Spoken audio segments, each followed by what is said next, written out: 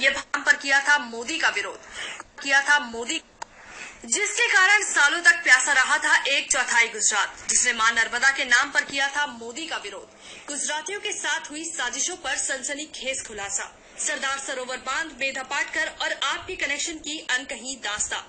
कच्छ, सौराष्ट्र, उत्तरी गुजरात के कुछ हिस्से ये भारत में सबसे ज्यादा सूखा प्रभावित क्षेत्र थे। दशकों से यहाँ के लोगों को साफ पानी के लिए तरसना पड़ा, लेकिन धन्य हो इस महिला का, जिनका नाम है मेधा पाटकर। मेधा पाटकर ने सरदार सरोवर बांध की ऊंचाई बढ़ाने का विरोध करते हुए अपने नर्मदा बचाओ आंदोलन से प्रसिद्धि प्राप्त की। मेधा पाटकर ने गैर सरकारी संगठनों, वामपंथी बुद्धिजीवियों की एक मंडली बनाई और गरीबों, आदिवासियों को कसाकर परियोजना के खिलाफ एक अभियान चलाया। 2012 में पीएम मोदी, जो उस समय गुजरात के मुख्यमंत्री थे, ने एक योजना शुरू की थी, सौराष्ट्र नर्मदा अवतरण इरिगेशन या सोनी योजना, जिसके तहत सरदार सरोवर बांध से बहने वाली बाढ़ के पानी को मोड़ना था। इसमें सरदार सरोवर बांध की ऊंचाई 121.92 मीटर से 138.68 मीटर तक बढ़ानी थी, जिससे 10 लाख किसानों सहित 4 करोड़ लोगों को पीने और सिंचाई के लिए पानी मिलने वाला था और बिजली भी पैदा होनी थी, जिससे गुजरात, महाराष्ट्र, राजस्थान और मध्य प्रदेश को फायदा होना था। इस योजना को मेधा पाटकर के कारण कई परेशानियों का सामना करना पड़ा।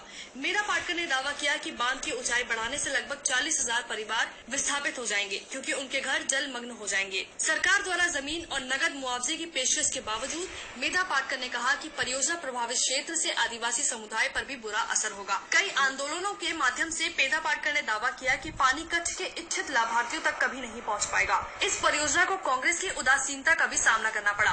2017 में मनमोहन सिंह ने दावा किया कि सरदार सरोवर बांध को लेकर नरेंद्र मोदी उनसे कभी नहीं मिले। 2013 की एक रिपोर्ट मनमोहन सिंह के दावे को गलत साबित करती है, जिसमें लिखा था कि नरेंद्र मोदी ने मुख्यमंत्री के रूप में सरदार सरोवर बांध और अन्य लंबित परियोजना के बारे में चर्चा करने के लिए प्रधानमंत्री से मुलाकात की थी। विश्व बैंक, जो पहले इस परियोजना के लिए धन देने के लिए सहमत हो गया था, उसी वर्ल्ड बैंक ने पर्यावरण संबंधी चिंताओं का हवाला देते हुए लोन देने से इनकार कर दिया। लेकिन ये सभी मुश्किलें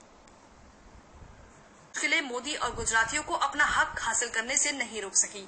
जब वर्ल्ड बैंक ने फंड देने से मना कर दिया, तो गुजरात के मंदिरों ने बांध के लिए पैसा जुटाना शुरू किया और मोदी के पीएम बनने के बाद सभी रुकावटें छूमंतर हो गई। प्रधानमंत्री मोदी के शपथ ग्रहण के 1 महीने बाद परियोजना की आखिरी मंजूरी आई। मई 2017 में नर्मदा का पानी कच्छ के सूखे इलाकों में पहुंच गया।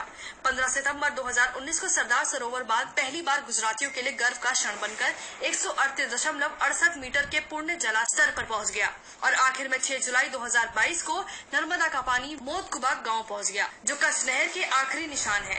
कुल मिलाकर मेधा पाटकर गलत साबित हुई। हाँ, मेधा पाटकर की वजह से कच्छ समेत 1/4 गुजरात सालों तक प्यासा रहा, लेकिन मेधा पाटकर को मां नर्मदा की आड़ में खूब खाद पानी मिला। उन पर नर्मदा बचाओ आंदोलन के दिनों में धन शोधन का आरोप लगा। 2004 में नव निर्माण अभियान के गठन के 1 साल के भीतर एनजीओ को 1 करोड़ 20 लाख रुपए मिले थे। एक रिपोर्ट के अनुसार एनजीओ ने 18 जून 2005 को एक ही दिन में 20 अलग अलग सोर्स से फंड मिला।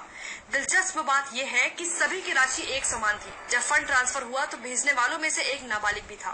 इसके आधार पर अप्रैल 2022 में प्रवर्तन निदेशालय ने मनी लॉन्ड्रिंग के आरोप में मेधा पाटकर के खिलाफ प्राथमिकी दर्ज की। पाटकर के संदिग्ध लेन देन की जाँच राजस्व खुफिया विभाग और आयकर विभाग द्वारा की गयी थी। मोदी का विरोध करने के कारण आम आदमी पार्टी ने मेधा पाटकर को 2014 के चुनावों में अपनी उम्मीदवार बनाया और अब खबर है कि आम आदमी पार्टी मेधा पाटकर को गुजरात में अपना मुख्यमंत्री पद का उम्मीदवार बनाने वाली है, यानी कि जिसके कारण 25% गुजरात सालों तक प्यासा रहा, जिस पर मां नर्मदा के नाम पर करोड़ों की हेरा फेरी करने का आरोप है। उसे केजरीवाल एंड कंपनी गुजरात में अपना चेहरा बनाने वाली है, लेकिन आम आदमी पार्टी शायद ये नहीं जानती कि गुजराती शायद ही मेधा पाटकर को कभी माफ करें। Bureau report.